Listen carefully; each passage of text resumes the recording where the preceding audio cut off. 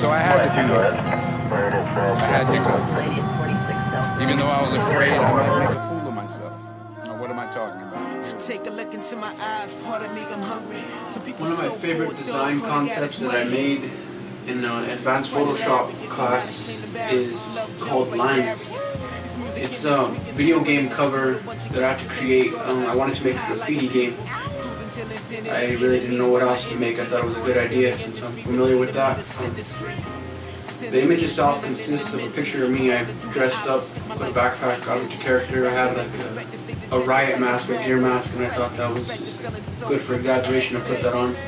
That's not something you would use when you're actually doing graffiti, but I just thought it would give it a good twist. And then I was holding a can of spray paint and also a roller. And I put some gloves just to give that character that style. So I took a few images of that and I kind of played around with that to see which one best fit. I chose a font face to lay over the character itself to just to make the design pop. It's called Diamond Gothic. I actually downloaded it from defont.com. I think it pulled the design together real well. And then I wanted the overall concept just to be like real grimy and overspray, like a street film. So that's why I played with the colors a lot. I did a lot of overlays. I did masking techniques with the brush just to give it like the paint splatter and stuff on the character itself. Everything's real confined and neat. I kept the white space around it just to show that it's real clean. But I also wanted it to be grimy and dirty. I messed around with it and I kept tweaking it and tweaking it and tweaking it. I kind of fell into the design accidentally with the overlays. But it came out good, I think. My second design that I want to discuss is a magazine cover for Juxtapose Art and Culture magazine. I had to work with shadows and I decided to throw a twist on this shadow theme. I used a character, like the main character, as the shadow of a silhouette instead of having a character with a silhouette shadow. So I just reversed that to go with the theme of the Juxtapose magazine. I thought it was an interesting twist for the magazine cover, and also once again I used a lot of white space to utilize and focus onto this character. I took the characters from Google stock images, and I really pulled the shadow away from the typography in the design. I dropped it down, I pulled it down, it kind of almost doubles up the typography instead of just showing it as a shadow as far as I pulled it down. And I threw a blur on it. I think it looks pretty neat myself. The design overall, it's a pretty strong and solid design. The third design I'm going to discuss was assigned in my advanced Photoshop class as well. Its theme is called Steamy Romance Poster, and I kind of got the idea out of my own personal life. I took an image of myself with my cell phone, like my face camera. I reversed it, and I took a picture of myself looking down like this to make myself appear like I was looking down, like at my girlfriend. And the picture of the girl was actually a screenshot from Facebook of one of my ex-girlfriends. The image ain't one picture. It's two separate photos in two separate times, but I think I pulled the images together strong enough to make them look like it's one image. And also with the girl in the front, the female, her left arm was chopped off. It was cropped out in the image that I screenshotted. So I kind of got a patch tool I played Frankenstein and made her a fake arm. So that arm, it looks a little odd to me, looks skinnier, tweaked, but I did the best I could with it. And I think a lot of the overlays and the fire and the big red strip through the bottom of the design kind of hid that.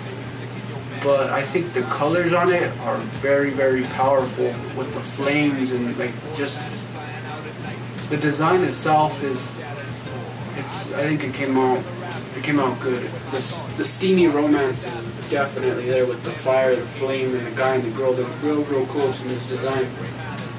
But I think I may have too much clothes on to make it beanie. I don't know. I have a sweater and a hat, and she's just in what, like a muscle shirt.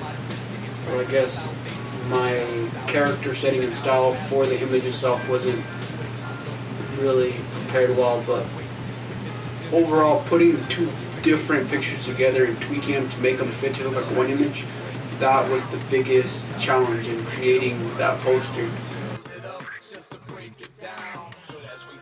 What influences my design work and my creativity, the major factor I think have to be music. Music drives me. It's pretty much, I'm listening to music maybe 18 to 20 hours out of the day for me. The music that I like to listen to, I listen to a lot of underground hip-hop. I listen to classical music, instrumentals type hip-hop beats. I listen to dubstep music. But when I'm designing overall, it kind of varies. I don't like to listen to the same thing. It just all depends on my mood and how I'm feeling. The music that I listen to changes from time to time. I don't stick to one genre. Another influence I have is other artists.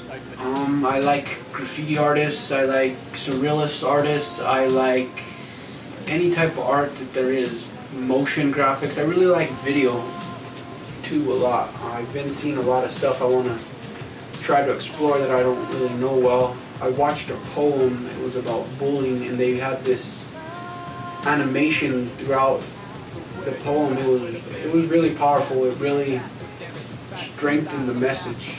I also like to get inspiration from other classmates in the classes that I attend, because I see the work that they're putting out and it drives me to want to put out quality work. And another influence that I would say that is really necessary for me to create designs would be deadlines. When I have deadlines, it doesn't give me room to play. I have to get on the ball. I have to start working because I have the issue of procrastination. I have like these explosive ideas and the stuff I want to do, and I never really sit down and do it because there's no deadlines. But deadlines push me and they drive me. Sometimes I work throughout the night, the sun's coming up, and those deadlines are what really drive me and pull out a lot from me. My goals, strengths, and weaknesses. Goals overall, I want to finish and complete school with the highest grade point average possible. So far, I've been climbing. I'm an honors student. My GPA is at 3.45, but my goals beyond that is just to get as much knowledge as possible out of my schooling so that I can apply it to the career that I'm going to get once I graduate. I want to work for the city of Albuquerque and be a graphic designer. I'm currently employed through the city of Albuquerque, but I would like to climb the ranks instead of being on the bottom. I want to design because I have a passion for it. The money is a big plus, but design, it drives me. I like to create. It's me. That's part of my life. My strengths as a designer, I guess I'm really good with typography. I enjoy working with words. I really have a passion for letters because I came from a graffiti background and I found love with letters once I started creating them. My weaknesses as a designer would be my